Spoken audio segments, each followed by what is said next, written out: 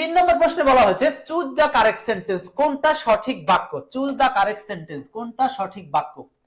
চারটা অপশনের মধ্যে যে স্ট্রাকচারটা এখানে আছে, আমরা একটু স্ট্রাকচারটা লিখি। স্ট্রাকচারটা হলো আর্টিকেল হিসাবে কোন স্থানে আপনারা যদি দি প্লাস অ্যাডজেক্টিভ পান এবং এই অ্যাডজেক্টিভটা সাধারণত ব্যক্তিকে প্রকাশ করে বা ব্যক্তিকে বোঝায়, এমন অ্যাডজেক্টিভ প্লাস ওই সেন্টেন্সে যদি ভার্ব বসে, তখন এখানে একটা রুলস কাজ করবে।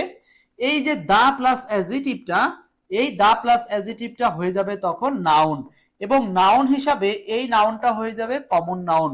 এবং শুধু কমন নাউন বললেই হবে না, পরীক্ষার হলে জিজ্ঞেস করবে এটা কোন ধরনের নাউন, সিঙ্গুলার নাকি প্লুরাল। কমন নাউন বটে, এবং আরো একটা নাম হচ্ছে প্লুরাল নাউন। Plural noun.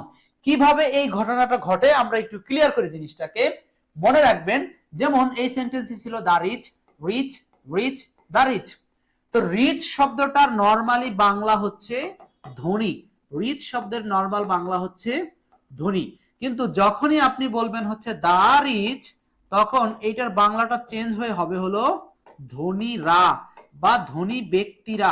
এখন দুইটা জিনিস দেখেন, ধনী ব্যক্তিরা, শুধু ধনী মানুষের অবস্থা প্রকাশ করতে এইটা হচ্ছে একটা অ্যাডজেক্টিভ বা বিশেষণ, বাট যখনই এর সামনে দি দেওয়া হয় তখন ইংরেজিতে এই অ্যাডজেক্টিভটা আর অ্যাডজেক্টিভ হিসাবে থাকে না, মানুষের অবস্থা থাকে না, বরং ওই মানুষদেরকে বোঝায়, ধনী ব্যক্তিদেরকে বোঝায়।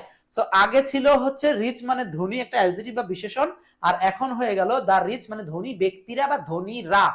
সেম ভাবে আপনাদের আরো অনেকগুলো উদাহরণ জানতে হবে, খুব গুরুত্বপূর্ণ এই রুলসটা। পোর থেকে দা পোর, শুধু পোর মানে গরিব, আর দা পোর মানে হলো গরিবেরা, গরিব ব্যক্তিরা।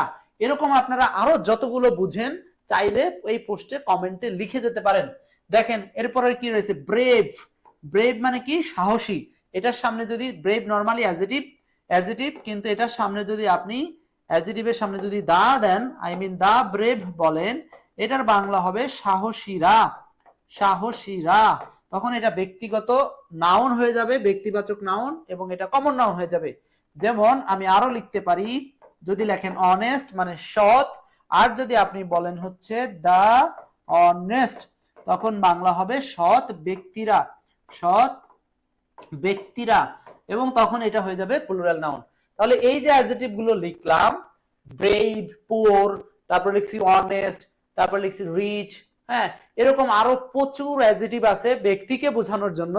এদের সামনে যদি আমরা দা দেই তাহলে সেটা হয়ে যাবে নাউন এবং প্লুরাল নাউন। এইবার আসেন, এই সেন্টেন্সে দা রিচ যখনই দিয়েছি বাংলাটা হচ্ছে ধনীরা। তো যখন ধনীরা বলতেছেন তখন তো ইজ সিঙ্গুলার ব্যবহার করতে পারবেন না, শুধু রিচ অ্যাডজেক্টিভ বাক্যের সাবজেক্ট হতে পারে না। দা রিচ ব্যবহার করেছেন, এখানে আবারও ইজ দিয়েছেন, হবে না, সিঙ্গুলার হবে না। এই যে দা রিচ দেওয়ার পরে প্লুরাল ভার্ব উত্তর হবে। সো এই কোশ্চেনের অ্যান্সারটা হচ্ছে ডি নাম্বার। সো কারেকশনের এই কোশ্চেনটা থেকে আপনারা ইনশাআল্লাহ ভবিষ্যতে দেখবেন যে জাস্ট এই রিচের জায়গাতে চেঞ্জ করে পোর দিবে, ব্রেভ দিবে, কিংবা আরো অনেস্ট দিবে, আরো যত অ্যাডজেক্টিভ আছে সেগুলো দিবে। এই কারণে খুব সচেতন থাকতে হবে রুলসটার প্রতি। আমরা এমসিকিউ শিখবো, বাট সেটা এমসিকিউ সলভের উদ্দেশ্য নয়, ওই জাতীয় যত প্রশ্ন আসবে সেগুলো শেখার উদ্দেশ্যে। ওকে, আশা করি বুঝতে পারছেন। বুঝতে পারলে দ্রুত লাইক, কমেন্ট, শেয়ার, দ্রুত শেয়ার করে দিতে হবে, ক্লাসটা শেয়ার করে দিতে হবে।